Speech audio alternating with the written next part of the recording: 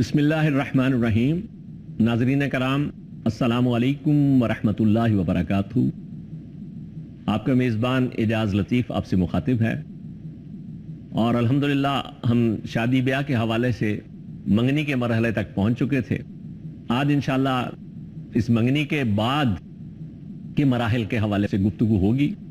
मेरे साथ अल्हम्दुलिल्लाह हमारे शरीके गुफ्तगू हैं हमारे एक्सपर्ट्स जनाब इंजीनियर नवीद अहमद साहब और डॉक्टर अब्दुल समी साहब। मैं आप दोनों को प्रोग्राम में आमद का शुक्रिया भी अदा करता हूं और आपको वेलकम करता हूं। बात हो रही थी कि मंगनी का असल मकसद है ऐलान, और इस मौके पर जितनी रसूमात इख्तियार की गई हैं जो कि हमारे लिए एक बहुत बड़ा बोझ बन चुकी हैं एक आम आदमी के लिए, वो कतन ना तो दीन के एतबार से ज़रूरी हैं ना उसका हुक्म है। इसमें एक बात ये आती है कि जनाब मंगनी हो गई, अब तो लड़का और लड़की समझा जाता है कि खसूसी रिश्ते में मुंसलिक हो गए, तो उसके बाद अब सवाल यह है कि क्या उनके आपस में मुलाकातों का, गपशप का, कोई कम्युनिकेशंस जो हैं इसके रास्ते खुल गए हैं जी। तो इस हवाले से दीन की क्या रहनुमाई? साहब, जब तक निकाह नहीं हुआ जी उस वक्त तक लड़का लड़की एक दूसरे के लिए नामहरम है, एब्सोल्युटली। और नामहरम से गुफ्तगू को हदीस में कहा गया कि ये जुबान का जिना है, और नामहरम को देखना आंख का जिना है, उसकी गुफ्तगू सुनना कान का जिना है जी। तो लिहाजा ना बिल मुशाफा अब एक दूसरे से मिल सकते हैं, ना टेलीफोन पर एक दूसरे की बातें सुन सकते हैं, और ना ही ईमेल्स पर और फेसबुक पर और SMS पर। बिल्कुल इसकी शरीयत में इजाज़त नहीं है।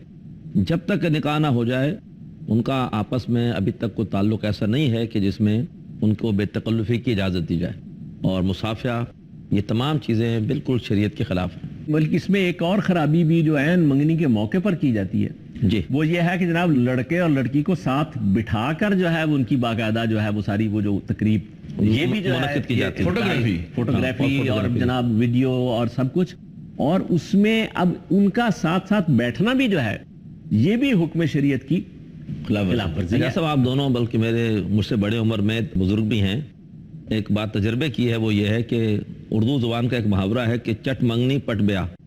तो अगर मंगनी की है तो कोशिश होनी चाहिए कि जल्द अज जल्द अब निकाह तक बात पहुंच जाए। इसलिए कि जैसे शैतान के बारे में आता है हदीस में कि वो एक मर्द और उसकी बीवी के दरमियान जुदाई डालना चाहता है जी। तो कुछ ऐसे एलिमेंट्स माशरे में शैतान के एजेंटों की तरह होते हैं जो कि रिश्तों को तोड़वाने की कोशिश करते हैं। बिल्कुल ही। तो जब तक निकाह नहीं होता तो उस वक्त उनका मौका होता है कि एक अच्छा खासा एक रिश्ता तय हुआ है और वो उसमें कोई ना कोई खराबी डालने की कोशिश करते हैं। तो और ये भी हो सकता है अब जब एक लड़के की मंगनी किसी लड़की से हो गई है, लिहाजा उसका उसकी तरफ एक दूसरे के लिए जहन उसकी तरफ फोकस है, उसी के बारे में सोचेगा, उसी के बारे में उसको ख्यालात आएंगे। तो बजाय इसके कि कोई खुदा ना खास्ता गलत बात हो जाए, तो बेहतर यह है कि अब जल्द से जल्द, अच्छा मुहावरा है बुजुर्गों का कि चट मंगनी पट ब्याह, के अगर मंगनी की है तो उसके फौरन बाद अब जो है वो निकाह भी हो जाए, ताकि ना चाहते हैं कि हम जल्दी से अब आगे निकाह का ऐलान कर दें, यानी फसादी एलिमेंट्स को भी किरदार अदा करने का मौका ना मिले और कोई और भी जो है वो कोई नामुनासिब हरकत फिर वो ना हो जाए। आपकी बात बिल्कुल बजा है, लेकिन बात यह है कि चूंकि हमने जो बोझ अपने ऊपर लाद रखे हैं उनमें से एक ये भी है कि मंगनी के बाद ही तो हम असल में तैयारियां शुरू करते हैं जी, और उन तैयारियों में हमने अब जहेज की फराहमी जी वो एक हफ्ता है जो तय करना है, और उसके लिए वक्त दरकार है। अगरचे जो पैसे वाले हैं वो रातों रात भी है, लेकिन यह है कि जी ऑर्डर दे दे के एक एक चीज वो अपने टेस्ट की और अपने स्टाइल की बनवाने में और करने में बड़ा वक्त दरकार है जी। तो ये जो मराहिल की जो ताखीर है जी, पता ये चलता है कि हर मरहले पर हमने अपने लिए अजाब कुछ खुद पाल रखे। तो बहुत सारे हमारे मसले हमारे खुद साख्ता हैं जो हमने अपने ऊपर तारी कर लिया। तो अगली बात जो हम करने जा रहे हैं वो अगरचे दीन के एतबार से उसकी क्या हैसियत है वो तो इंशाल्लाह अभी हम समझेंगे, लेकिन एक बात समझ में आई कि वो आपकी जो फरमाना था कि भाई एक आइडियल बात तो ये होगी कि चट मंगनी पट ब्याह हो जाए, लेकिन चट मंगनी पट ब्याह क्यों नहीं हो पाता है, उसमें एक बहुत बड़ी रुकावट है जहेज के हवाले से। अब जरा हम इस बात को, चूंकि जहेज जैसे कि मैंने प्रोग्राम के आगाज में अर्ज किया था कि ये वो चीज है, ये वो बोझ है जिसकी वजह से मां बाप की नींद हराम हो जाती है। उम्र भर की कमाई اور اس کے بعد قرض لے لے کر، اور اس کے باوجود ہمارے ہندو پاکستان میں بلا مبالغہ کروڑوں بچیاں شادی کی عمر سے ایکسیڈ کر رہی ہیں، صرف اس وجہ سے کہ جو مطلوبہ جہیز ہے وہ مہیا نہیں ہو پا رہا۔ صحیح بات۔ تو یہ جو ہے اس وجہ سے ہمیں اس بات کو، مضمون کو ذرا تفصیل سے سمجھنے کی ضرورت ہے کہ یہ جہیز، اس کا ہمارے دین میں کیا حقیقت ہے، اور یہ جہیز کی رسم جو ہے یہ آئی کہاں سے ہے، یہ تصور اس کا کیا ہے؟ اجازت صاحب، اس میں قرآن مجید میں لفظ جہیز استعمال ہوا ہے جی، سورہ یوسف میں، کہ حضرت یوسف علیہ السلام نے جب اپنے بھائی ان کے پاس آئے اور پورے کافی دور تک ایک قحط کا عالم تھا، راشن لینے کے لیے آئے، جی جی، تو انہوں نے اپنے بھائیوں کے لیے راشن کے بولے تیار کروائے، تو وہاں الفاظ آتے ہیں کہ فلما جہزہم بجہازہم، تو وہاں لفظ یہ استعمال ہوا ہے جہزہ یجہزو، جس کا اصل مطلب ہے کہ تیار کرانا، کسی چیز کا اہتمام کرنا، تیار شدہ سامان، اس سے ہرگز مراد وہ جہیز نہیں ہے جو ہم نے لے رکھا ہے۔ اچھا دیکھیے، اردو میں ہم یہ لفظ استعمال کرتے ہیں عام طور پر مرنے والوں کے لیے کہ تجہیز و تکفین کا سلسلہ ہوا، تو ایک تو یہ لفظ جو ہے وہ تجہیز و تکفین یعنی اب ان کی منزل تک پہنچانے کے لیے جو سامان وہ سامان مہیا ہم نے کر دیا، وہ کر دیا، ہم نے تو کر یہ دیا۔ تجہیز و تکفین ہوگی، تجہیز ہوئی، یعنی تکفین وغیرہ تجہیز ہوئی، اب اس کے بعد تدفین ہوگی۔ بالکل۔ لیکن یہ جہیز کا لفظ جس طرح استعمال ہو رہا ہے، یہ اس معنی میں تو نہ قرآن میں استعمال ہوا ہے نہ حدیث میں استعمال ہوا ہے۔ جی جی، ہوا یہ ہے کہ ہمارے ہاں بعض مذاہب ایسے ہیں کہ جن میں وراثت میں بچیوں کا حصہ نہیں ہے۔ جی، اب جب بچی گھر سے رخصت ہوتی ہے تو اب کہتے ہیں کہ بچے جا رہی ہے، اس کو بعد میں تو کچھ ملنا ہے نہیں ماں باپ کی کمائی میں سے، تو چلو اس کو ہم جو ہے وہ کچھ دے دیں، جو ہے وہ دان اور دہیج کے نام سے، ہاں، دان دہیز کے اور نام ہم نے دہیج کو مسلمان کر دیا اور ہم نے اس کو جہیز کر جہیز دیا بنا دیا۔ تو ورنہ یہ ہے کہ قرآن مجید کہتا ہے سورہ نساء میں ہاں جی، کہ جو ہے وہ للرجال نصیب مما ترک الوالدان والاقربون وللنساء نصیب مما ترک الوالدان والاقربون مما قل منہ او کثر، چاہے مال تھوڑا ہو چاہے زیادہ ہو، بچوں کا بھی حصہ ہے، بچوں کا حصہ دینا ہے ان کو۔ اور ہمارے ہاں تو یہ ہے کہ بھائی بچیوں کا حصہ ہڑپ کر جاؤ۔ جی ہاں، اور اس حوالے سے یہ صرف ایسے مذاہب کی بات ہی نہیں ہے جو اس کو وراثت کو نہیں، ہمارے ہاں جو جاگیردارانہ نظام ہے اس کے تحت بھی ایک سوچ یہ ہے کہ بھئی یہ جو ساری ہماری جائیداد ہے، اگر یہ اس طریقے سے کہ ہم نے لڑکوں کے پاس رہی تو گھر میں رہی، ہاں جی، بچیوں کو اگر دی تو اس کا مطلب ہے دوسری فیملی میں چلی گئی، صحیح، تو اس کا مطلب ہے کہ یہ تو ہمارے ہاتھ سے جو ہے نکل جائے گی۔ تو اب اس وجہ سے اب دیکھیے دین کا ایک واضح حکم جس میں اللہ تعالیٰ نے حصے تک متعین کر دیے، صحیح، کہ جناب لڑکے کو حصہ ملے گا 2 بچیوں کے برابر، صحیح بات، ٹھیک ہے، قرآن نے وہ پوری تفصیل بھی دے دی۔ جی، لیکن ہم کتنے لوگ ہیں جو نمازیں پڑھنے والے، روزے رکھنے والے، حج کرنے والے، لیکن جب یہ بات آتی ہے تو وہ کہتے ہیں نہیں جی حصہ تو صرف لڑکوں کو دیا جائے گا، لڑکیاں اور جو ہے لڑکی حصہ مانگے ہاں تو اس کو برا سمجھا جاتا ہے، بلکہ اس سے جو ہے ایک سوشل بائیکاٹ ہو جاتا ہے، اور اس کا ساری عمر کے لیے خاندان برادری سے اس کا جو ہے قطع تعلق ہی اس کی کر جو پیشکش کی جاتی ہے ہاں جی، وہ بڑی دلچسپ ہے۔ اچھا جی، کہ آپ حصہ تو نہیں لیں گی، ہاں جی، یہ انداز ہوتا ہے۔ ہاں، یعنی کوئی بہت شریف آدمی جو ہے وہ پیشکش کرتا ہے اس کو، اور نہ کے ساتھ آپ حصہ تو نہیں لیں گی، حصہ تو نہیں لیں گے، ظاہر سی بات، آپ نے وراثت میں حصہ تو نہیں لینا، نہیں لینا، اور اگر خدا نہ خواستہ میں انورٹڈ کامرس میں کہہ رہا ہوں اس بیچاری نے کہیں ہاں کر دی، بس ہاں نہ میری قبر پہ آنا، ہاں، نہ میرے جنازے پہ آنا، نہ میری میت کو ہاتھ لگانا، بس تمہارا ہمارا تعلق، تم یہ اپنا حصہ لو اور جاؤ۔ اتنا جرم عظیم اس بیچاری نے کہہ دیا، کلمہ کفر کہنے پر بھی سزا نہیں ملتی۔ حالانکہ علماء اکرام کا اس کے حوالے سے نصیحت یہ ہے کہ ہر ایک کو اس کا حصہ اس کے ہاتھ میں دو، اب اس کی مرضی ہے، پھر اگر کوئی فرض سمجھتا ہے کہ میرا فلاں بھائی معذور ہے، کمزور ہے مالی اعتبار سے، اور میں اس کے اگر سرنڈر کر دوں، لیکن یہ تب سرنڈر ہوگا جب کہ آپ اس کو ہینڈ اوور کریں گے، دے کے دیکھیں، پھر دیکھیں کتنی اور حقیقت میں جب ایک مرتبہ ہاتھ میں چیز آ جائے تو پھر اس کو واپس کرنا یہ بہت مشکل ہوتا ہے۔ بلکہ اسی تصور کے تحت کہ جناب اب یہ جو جہیز، یہ جو ہے ایک تو بات تھی کہ جو شادی کے وقت دیا جی، اور بس اس کے بعد وراثت میں حصہ نہیں ہے، جو کچھ اس کا خیرات صدقات کے لیے بنتا تھا وہ ہم نے اس کو اس میں دے دیا۔ جی، پھر چونکہ وہ میں نے عرض کیا تھا کہ جاگیرداری نظام میں یہ تصور بھی ہے کہ اگر تو ان کو بچی کا رشتہ اپنی فیملی کے اندر ملا تو وہ تو کر لیا، اور اس کو جہیز بھی دے دیا کہ چلو جو بھی سامان جائے گا فیملی میں ہی اپنے خاندان میں رہے گا۔ اگر اس کو جو انہوں نے اپنا خود ساختہ معیار بنا رکھا ہے اور خاندان حسب نسب والا، اس سے ہٹ کے رشتہ نہیں مل رہا، تو اب ایک اور بہت بڑا ظلم کیا جی اس بچی کی شادی قرآن سے کر دی؟ جی ہاں، انا للہ و انا الیہ راجعون۔ اور یہ پاکستان میں سندھ میں یہ جاگیردار یہ بہت یہ کام کرتے ہیں وڈیرے، جی جی، کہ وہاں پر یہ زیادہ رسم ہے، انتہائی جو ہے وہ بالکل خلاف دوسرے علاقوں میں بھی ممکن ہے کہ وہ کسی اور نام سے، یعنی اس طریقے سے جو ہے قرآن سے شادی، اس قسم کا کوئی تصور جو ہے قرآن اور حدیث میں۔ قرآن مجید ہدایت کی کتاب ہے، اور یہ تو ایک طالب علمانہ حیثیت میں سے استفادے، اور اس کے خدا نہ خواستہ یہ کوئی شادی کی کتاب نہیں ہے کہ اس کے ساتھ جو ہے وہ اپنا کسی کی شادی کر دی جائے۔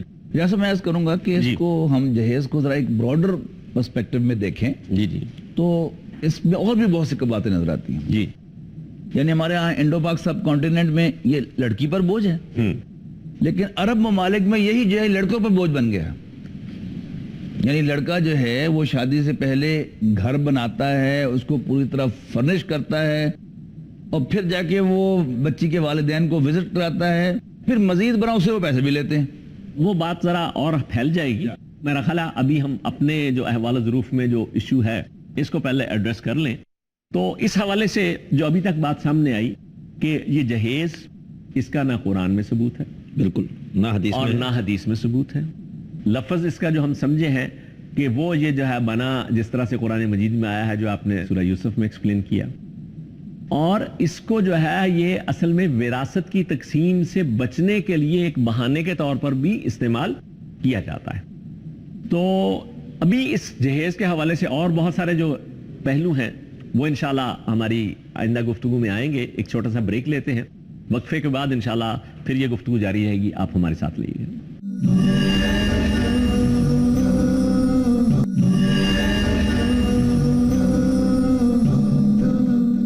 السلام علیکم ورحمۃ اللہ وبرکاتہ۔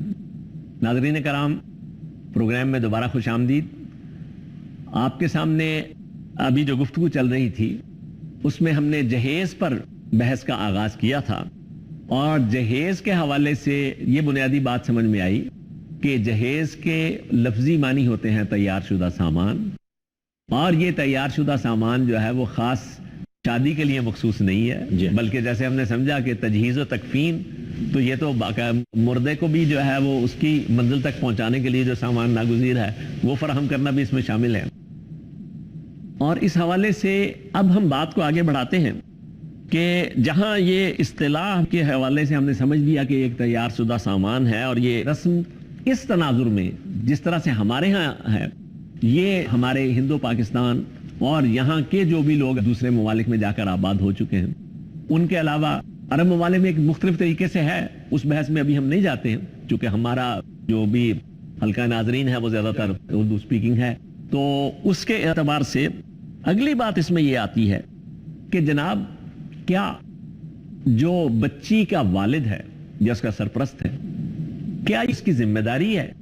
نیا گھر آباد ہو رہا ہے، اس میں سارا ساز و سامان اس گھر کا فراہم کرنا، یعنی لٹرلی سوئی سے لے کر اور وہاں پر جو ہے واشنگ مشین بھی، فریج بھی، اور ایئر کنڈیشنر بھی، اور گاڑی بھی، اور پورا جو ہے کچن کا سامان بھی، یہ سارے لوازمات فراہم کرنا، کیا قرآن اور حدیث کی روشنی میں کیا یہ بچی کے والد کی یا اس کے سرپرست کی ذمہ داری ہے؟ اجاز صاحب، اصل میں ایک بات سمیع صاحب کہا کرتے ہیں کہ ہم اپنی بعض غلط باتوں کے لیے بھی کوئی نہ کوئی دلیل لانے کی کوشش کرتے ہیں قرآن و حدیث سے، بجائے قرآن و حدیث کے پیچھے چلنے کے ہم انہیں وہ اپنے پیچھے چلانا چاہتے ہیں۔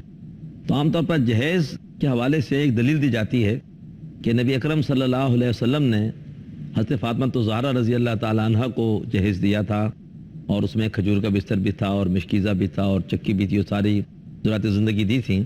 لیکن یہ ایک بہت بڑی لا علمی اور مغالطہ ہے۔ مولانا منظور نعمانی صاحب نے بہت خدمت کی ہے حدیث کی، ان کی کتابیں ہیں معارف الحدیث کے نام سے، جی اور جلد ہفتوں میں انہوں نے معاشرت کے حوالے سے احادیث کو جمع کیا ہے۔ تو وہاں وہ لکھتے ہیں کہ یہ بہت بڑا مغالطہ ہے۔ جب حضرت علی رضی اللہ تعالیٰ عنہ نے پیغام دیا کہ جی میں نکاح کرنا چاہتا ہوں، تو آپ نے ان کا یہ پیغام قبول فرمایا اور ان سے پوچھا کہ بھائی تمہارے پاس کچھ ہے بھی کہ تم شادی کے اپنے اخراجات پورے کر سکو؟ تو انہوں نے کہا کہ میرے پاس ایک زرہ ہے۔ وہ زرہ حضرت عثمان غنی نے خریدی، اور اس سے جو پیسے آئے تو گویا لڑکے کے پیسے سے اللہ کے رسول صلی اللہ علیہ وسلم نے حضرت فاطمہ کا مہر بھی طے کیا، اسی میں سے دیا، اور اس لڑکے کے پیسے سے آپ نے وہ ضروریات زندگی ساری خرید کر دی. بلکہ روایات میں تو یہاں تک آتا ہے کہ آپ صلی اللہ علیہ وسلم نے ان پیسوں میں سے کچھ پیسے اندر بھجوائے کہ حضرت فاطمہ رضی اللہ تعالیٰ عنہا کی تیاری کے لیے لباس بلا بھی شبہ، اس سے جو ہے بلا وہ شبہ، خریدا جائے اسی سے لیا جائے. اور باقی جو ہے وہ ساری چیزیں. یعنی آپ اندازہ کیجئے محمد الرسول اللہ صلی اللہ علیہ وسلم والد محترم ہیں. جی ہاں، ہمارے تصور کے مطابق چلے لڑکے کے نہ صحیح لڑکی کی تیاری اور اس کے لیے تو سارا خرچہ جو ہے اپنے وہ والد نے اٹھانا ہے. جی لیکن یہاں معاملہ یہ ہے کہ اس کے لیے بھی پیسے حضرت علی رضی اللہ کی زرع کی فروخت سے جو حاصل ہوئے اسی سے کیا وہ گیا. بھجوائے جا رہے ہیں. اور ایک بڑا ایک اہم نقطہ بھی ہے اس میں، اللہ کے رسول صلی اللہ علیہ وسلم کی بیٹیاں 3 اور بھی تھیں. حضرت زینب تھی رضی اللہ تعالیٰ، حضرت رقیہ تھیں رضی اللہ تعالیٰ، حضرت ام کلثوم تھیں. اگر کوئی جہیز دینا واقعی آپ کی سنت ہوتا جی جی تو اللہ کے رسول اپنی بیٹیوں میں تفریق نہ کرتے، ہر بیٹی کو جہیز دیتے. اچھا وہاں پر کیا ہے کہ حضرت عثمان غنی سے نکاح ہوا ہے 2 بیٹیوں کا، کہ جہاں پر کوئی ضرورت ہی نہیں تھی کچھ پوچھنے کی. وہ ماشاءاللہ صاحب حیثیت تھے، مالدار تھے اور خود کفیل تھے. جی ہاں. یعنی حضرت علی تو ڈیپینڈنٹ تھے. جی ہاں. نبی کریم صلی اللہ علیہ وسلم نے ان کے لیے یہ جو سامان ان کے پیسے سے ارینج کیا وہ اس وجہ سے کیا کہ حضرت علی رضی اللہ تعالیٰ ہو آپ صلی اللہ علیہ وسلم کے پاس ایک ڈیپینڈنٹ کی حیثیت ہے. تو آپ نے ایک سرپرست کی حیثیت سے- حضور صلی اللہ علیہ وسلم سرپرست بھی کی تھے آپ بڑے کے، بھائی بالکل. اور سرپرست کی حیثیت تھی حضور صلی اللہ علیہ وسلم کی. آپ کہہ حضرت علی سکتے رضی ہیں کہ اللہ ایک تعالیٰ مطلب عنہ. مانوی اعتبار سے گویا ان کے بھی والد والد ہوئے ہوئے تھے. تھے. مانوی اعتبار سے انہوں نے ان کی پرورش کی تھی، اور بالکل اس میں کوئی شک نہیں ہے. نہیں، لیکن بات اصل میں جو آپ نے بہت اچھا کیا کہ یہ کہ جہیز فاطمی کا کیا تصور ہے جی اس کو تو واضح کیا. لیکن سمیع صاحب میرا بنیادی سوال یہ تھا کہ کیا بچی کے والد کی یہ ذمہ داری ہے کہ جو نیا گھر آباد ہو رہا ہے، کیونکہ دیکھیے اس کو میں اگر سوال کو اور اس طرح سے واضح کروں کہ آج کل تو بڑی بڑی ڈیمانڈز ہوتی ہیں، ایک پوری لسٹ ہے جو تھما دی جاتی ہے پہلے سے کہ جی یہ چیزیں، یا مختلف بہانوں سے وہ کمرہ یا وہ گھر جا کر دکھایا جاتا ہے کہ جی بچی یہاں پر آ کر اترے گی اور وہ بالکل خالی ہوتا ہے. مراد کہ اب اس کو فرنش کرنا یہ جو ہے گویا کہ بچی کے والدین کی اور اس کے یا ان کے سرپرستوں کی ذمہ داری ہے. تو اس حوالے سے قرآن مجید کیا کہتا ہے کہ یہ خرچے سارے کس کی ذمہ داری ہے؟ یا سب اصل میں تو گھر آباد ہو رہا. ہم 2 الفاظ استعمال کرتے ہیں، شادی، جی خانہ آباد. آبادی. ہاں شادی تو دونوں کی ہو رہی ہوتی ہے، ہاں مرد کی بھی، عورت کی، بچے کی بھی، بچی کی بھی. جی جی لیکن خانہ آبادی جو ہے وہ ادھر ہو رہی ہوتی ہے لڑکے والے کے ہاں. ٹھیک. ادھر خانہ آبادی نہیں ہو رہی ہوتی، بلکہ یہاں سے تو افراد کم ہو رہا ہے. ہاں ایک فرد جو ہے وہ تفریق ہو کر مائنس ہو کر ادھر جا رہا ہے. ادھر جا رہا ہے. وہاں خانہ آبادی ہے، اس گھر کو سجانا، فرنش کرنا، جی. اس کی ضروریات کو فراہم کرنا آج بھی، اور جب تک یہ شادی چلے گی یہ اصل میں لڑکے ہی کی ذمہ داری ہے. لڑکے کی ذمہ داری ہے. لڑکے کے سرپرست کے طور پر والدین اگر اس کو ذمہ داری کو قبول کرتے ہیں تو فبیہا، لیکن ذمہ داری اس کی ہے. باقی اس میں ایک اور ہے کہ اگر والدین خوشی سے اپنی بچی کی آسانی کے لیے وہ یہ محسوس کرتے ہیں کہ وہ جو دوسرا گھر ہے اس میں اتنی زیادہ مالی اعتبار سے وسعت نہیں ہے اور ہماری بچی جو ہے وہ کچھ آرام کی ہلی ہوئی ہے یا کچھ آسائشوں کی ہلی ہوئی ہے، کچھ وہ اس کے لیے ساتھ ساتھ جو ہے وہ دیں، تو اس میں اگرچہ شرعی لحاظ سے کوئی قدغن نہیں ہے. وہ اس وقت ایشو ہی نہیں ہے. ایشو تو اس وقت بنیادی یہ ہے جی کہ ایک پوری ڈیمانڈ کی لسٹ ہے اور کئی رشتے کتنے جو ہے وہ اس وجہ سے نہیں ہو پاتے کہ ٹھیک ہے جی باقی ساری چیزیں پوری ہیں، وہ مطالبات پورے نہیں ہوتے. لیکن یہ جو لسٹ بتائی گئی ہے اب اس میں تو کوئی اینڈ نہیں ہے. بھائی اگر یہ والا ہے کہ دیکھا کہ لڑکے کے پاس اس وقت جو ہے سواری نہیں ہے تو ہو سکتا ہے وہ موٹر سائیکل کی فرمائش ہو جائے. نہیں یہی ہوتا ہے، میں عرض کرنے لگا تھا وہ یہی تھا کہ یہ بھی اگرچہ اس پر قدغن نہیں ہے لیکن ایڈوائزبل نہیں ہے. صحیح بات. جی میں وہی عرض کر رہا ہوں کہ اس میں بنیادی چیز یہ ہے کہ سب سے پہلی بات یہ ہے کہ دین کے اعتبار سے اس کو بطور ڈیمانڈ کے رکھنا وہ تو حرام کے درجے. یہ تو آپ سمجھ لیجئے کہ یہ شادی نہ ہوئی تجارت ہوئی کہ جناب آپ نے اس شادی کے موقع پر اب ایک اچھی اپرچونٹی، بلکہ کئی جگہ پر لڑکا بے روزگار ہے تو اب یہ پری کنڈیشن ہے کہ پہلے اس کو جو ہے نوکری پہ لگواؤ یا اس کو کاروبار کرواؤ تو پھر شادی کریں گے. بھئی اللہ کے بندے، یہ کہاں سے جو ہے وہ بچی کے والد کی ذمہ داری تو نہیں ہے. ہاں اگر اس کو اللہ نے ایسے اسباب و وسائل دیے ہیں، حالات ایسے ہیں کہ وہ اس میں کچھ فیسیلیٹیٹ اپنی آزاد مرضی سے کرنا چاہے تو وہ ایک دوسری بات ہے. جیسا میں سمجھتا ہوں کہ بہت بڑی بے حسی ہے جی اس لیے کہ جب گھر سے بچی جا رہی ہوتی ہے، جی جی جگر کا ٹکڑا ہے ماں کا جو کہ رخصت ہو رہا ہوتا ہے، تو کیا دل پہ ماں کی گزر رہی ہوتی ہے. جی جی گھر والے ایک ذمہ داری کی ادائیگی سے اطمینان تو محسوس کرتے ہیں صحیح. لیکن اس گھر میں سنڑا چھا جاتا ہے, گھر والے رو رہے ہوتے ہیں, تو ایسے موقع پر ان سے مطالبہ کرنا کہ یہ دو, یہ دو, تو یہ تو بے حسی کی بھی انتہائی. ہاں, اور یہ آج جو ہے اس میں انفارچونیٹ پارٹ یہ ہے کہ وہی بات کہ ہمارا دوہرا معیار ہے. جی, جب ہماری بچی کا معاملہ ہو تو ہم یہ توقع کرتے ہیں کہ ایسی کوئی ڈیمانڈ نہ آئے, ہم اس کو جو ہے وہ اپنے اس سے فروتر سمجھتے ہیں کہ یار یہ ساری تو باتیں بڑی جی نامناسب ہیں. لیکن تو اس سے مطلب یہ ہوا کہ اس میں جو انیشیٹو ہے وہ لینا چاہیے بچے والوں. بلا شبہ, بلا شبہ. یعنی یہ ایک کیٹیگورک اناؤنسمنٹ, ایک باقاعدہ اعلان کہ بھائی آپ کی بہت مہربانی, آپ ہمیں اپنے جگر کا ٹکڑا پلا پلایا ہوا وہ دے رہے ہیں, یہ آپ ہم پر بہت احسان کر رہے ہیں, اور اس کے بعد ہماری کوئی اور جو ہے فرمائش, کوئی اور اس حوالے سے ہم جو ہے وہ آپ سے, یا ہم اسی پر آپ کے احسان مند ہیں. اور یہ ہے بھی حقیقت. ہم اس پروگرام کے ذریعے سے نوجوانوں سے یہ اپیل کر رہے ہیں, جی, نوجوانوں سے اور ان کے والدین سے کہ وہ اس حوالے سے پہل کریں, اس غلط رسم کو توڑیں, اس بے حسی کو ختم کریں. جی ہاں, اور وہ کوشش کریں کہ وہ کہیں کہ نہیں, ہمیں کچھ بھی نہیں چاہیے. بالکل صحیح ہے. بالکل, ہمارے گھر پہ رونق آ رہی ہے, ہمارا گھر آباد ہو رہا ہے, ہمارے لیے یہی کافی ہے. ہمارے لیے یہی آپ کا بہت بڑا احسان ہے کہ آپ ہمیں جو ہے وہ ہمارے بچے کے لیے ایک شریک زندگی, ساری عمر کا آپ کا جو ہے وہ جگر کا ٹکڑا, آپ نے اسے پال پوس کر جوان کر کے اس کی تربیت کر کے ہمارے یہاں بھیجا ہے. ہمارے لیے آپ کا یہ تحفہ کافی ہے, ہمیں اور کچھ نہیں چاہیے. ناظرین کرام, جہیز کے حوالے سے آپ کے سامنے اس کی جو اصل حقیقت ہے کہ وہ اللہ کے رسول صلی اللہ علیہ وسلم نے حضرت فاطمہ رضی اللہ تعالیٰ عنہا کو جو سامان, نیا گھر جو آباد ہو رہا تھا اس کے لیے جو فراہم کیا تھا, وہ آپ صلی اللہ علیہ وسلم نے اپنے پیسے سے نہیں بلکہ حضرت علی رضی اللہ تعالیٰ کے پیسے سے اس کا بندوبست کروایا تھا, آپ رضی اللہ تعالیٰ عنہ کے سرپرست کی حیثیت سے. اور اس سے متعلق جو باقی خرابی کے پہلو ہیں وہ آپ کے سامنے آئے ہیں. تھوڑی بہت جو باتیں رہتی ہیں انشاءاللہ وہ اگلی نشست میں آپ کے سامنے آ جائیں گی. امید ہے کہ آپ ہمارے اس پروگرام کو عملی طور پر دلچسپ پاتے ہوں گے اور اس کو جو ہے انشاءاللہ باقاعدگی سے دیکھتے رہیے گا تو اس سے آپ کو یقیناً فائدہ پہنچے گا. اللہ تعالیٰ سے دلی دعا ہے کہ وہ مجھے اور آپ کو, ہم سب کو اس پر عمل کرنے کی توفیق عطا فرمائے. وآخر دعوانا ان الحمدللہ رب العالمین, والسلام علیکم ورحمۃ اللہ وبرکاتہ.